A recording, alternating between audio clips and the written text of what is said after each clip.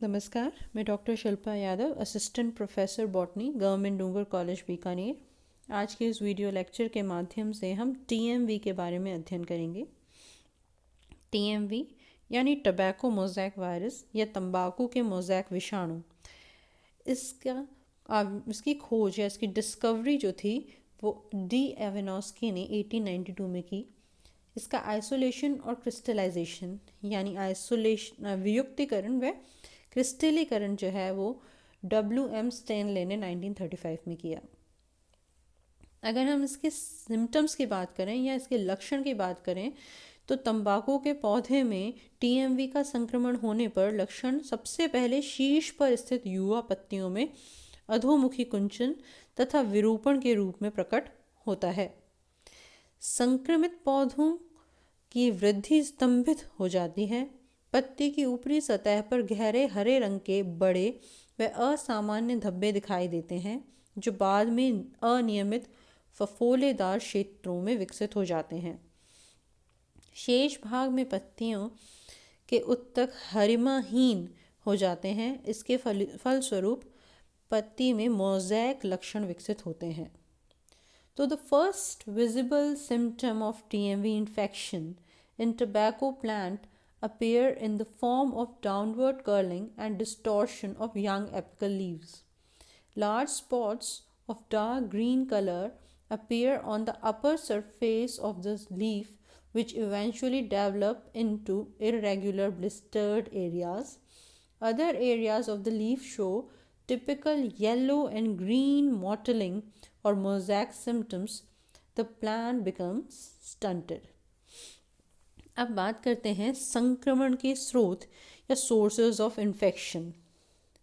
तो सबसे पहले जो इन्फेक्टेड प्लांट मिट्टी में या जैसे हम कहें मलबे में डेब्रिस के रूप में मौजूद है वो फर्स्ट इन्फेक्शन का सोर्स है। इसके अलावा एक होस्ट से दूसरे होस्ट में मैकेनिकल मींस यानी कि जो एग्रीकल्चर इम्प्लीमेंट्स हैं उसके द्वारा भी इसका इन्फेक्शन फैल सकता है। मतलब ट्रांसमिशन के तरीके देखें तो फर्स्ट क्या है, मिलता कहाँ पर है ये सॉइल के अंदर होता है, डेब्रिस में जो इन्फेक्टेड प्लांट्स हैं उसमें, ठीक है।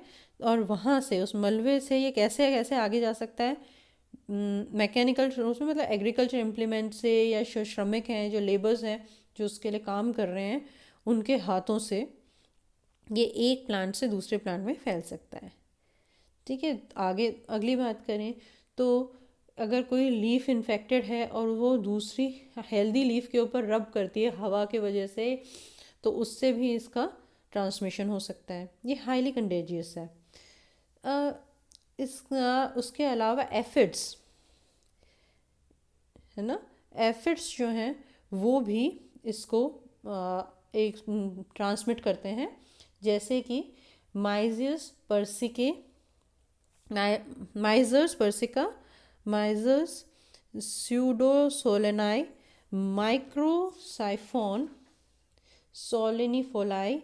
ये सारे जो कीट हैं वो किसका काम करते हैं, इसके वेक्टर या वाहक का काम करते हैं। ये एफिड्स क्या करते हैं, इसके वेक्टर के तौर पे काम करते हैं। अब देखिए जॉनसन ने 1937 में बताया कि 67% ऑफ सिगार, 62% ऑफ हुक्का एंड 11% ऑफ सिगरेट ये जो बनती हैं इनमें जो लीव्स हैं वो कैसी हैं, इन्फेक्टेड है वायरस से। और ये जो वायरस इन्फेक्टेड लीव्स हैं इन प्रोसेसिंग के बावजूद भी इनमें वायरस रहता है और इससे भी कंटामिनेशन या जो ट्रांसमिशन है वो हेल्दी लीव्स में हो सकता है। तो इसलिए हम क्या कह सकते हैं, ये जो टीएमवी है वो हाईली कंटेजियस है ना।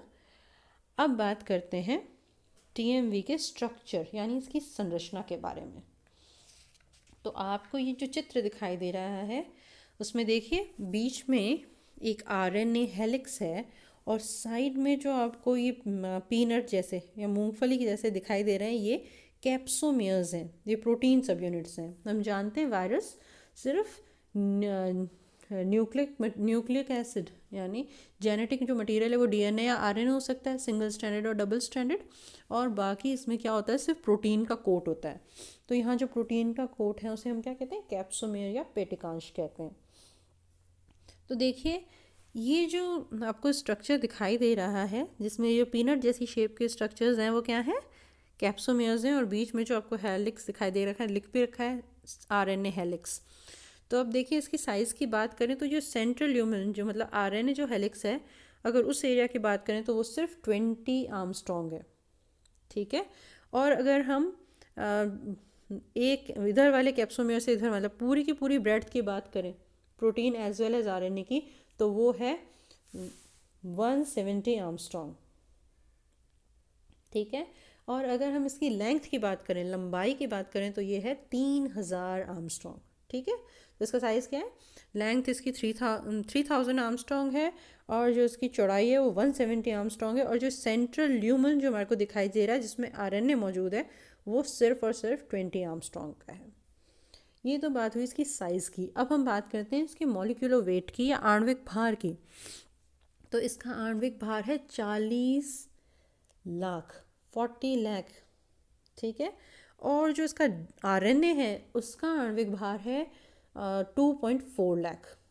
तो इसका मतलब क्या हुआ कि जो अगर इसके साइज़ को परसेंटेज में देखें तो 94.4% तो प्रोटीन है, और 5.6% क्या है यहाँ पर न्यूक्लिक एसिड का वेट है, ठीक है।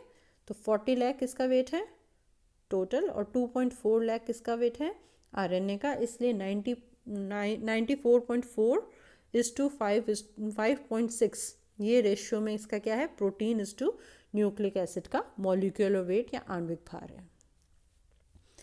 अब इसके बाद हम पहले बात करते हैं इसके आरएनए की। तो ये जो आरएनए है ये अगर सिर्फ और सिर्फ आरएनए और बाहर कैप्सिड नहीं है, ऐसी अवस्था में इसको क्या कहते हैं, वायरॉइड कहते हैं, वायरोन कहते हैं। वायरोन जो है ये भी इन्फेक्शियस है, लेकिन ये 1000 to 1 मिलियन टाइम कम इन्फेक्शियस है as comparison to complete DMV, ठीक है। वायरोन मतलब ओनली आरएनए जो है जिसमें प्रोटीन नहीं मौजूद है वो इन्फेक्शियस है, पर बहुत कम, उसकी एफिशिएंसी क्या है, काफ़ी कम है कंप्लीट डीएमवी के कंपैरिजन में। तो आरएनए का फंक्शन क्या है, सेल्फ रेप्लिकेशन, खुद की पुनरावृत्ति करना, और दूसरा क्या है, synthesis of virus specific proteins, विषाणु विशिष्ट प्रोटीन का संश्लेषण करना। ये दो कार्य होते हैं आरएनए की, ठीक है। अब आरएनए की साइज, वेट की तो बात हमने कर ली थी, इसका वेट क्या है 2.4 लाख है ना, मॉलिक्यूलर वेट 2.4 लाख है, और ये सिंगल स्टैंडर्ड आरएनए है ना। इसके अंदर 6500 न्यूक्लियोटाइड्स मौजूद हैं, कितने, 6500 न्यूक्लियोटाइड्स। और अगर इसके जो हर एक हेलिक्स की बात करें तो हर हेलिक्स के अंदर मतलब हर एक चक्र के अंदर कितने मौजूद हैं, 49 न्यूक्लियोटाइड मौजूद होते हैं, ओके 49 न्यूक्लियोटाइड मौजूद हैं, और 20 आर्मस्ट्रॉन्ग इसकी टोटल जो है सेंट्रल ल्यूमन की विड्थ है। अब हम बात करते हैं इसके प्रोटीन कोट की या प्रोटीन आवरण की। तो ये प्रोटीन आवरण किससे बना हुआ है, कैप्सोमियर्स से, पेटिकांश से बना हुआ है। और कितनी कैप्सोमियर्स हैं यहाँ पर, पेटिकांश की संख्या क्या है, 2130, 2130। हर एक जो पेटिकांश या कैप्सोमियर है उसका वेट है 18,000, उसका मॉलिक्यूलर वेट या अणुभार कितना है 18,000। और ये हर एक कैप्सोमेयर या पेटिकांश 158 अमीनो एसिड्स से बनी हुई है, ठीक है।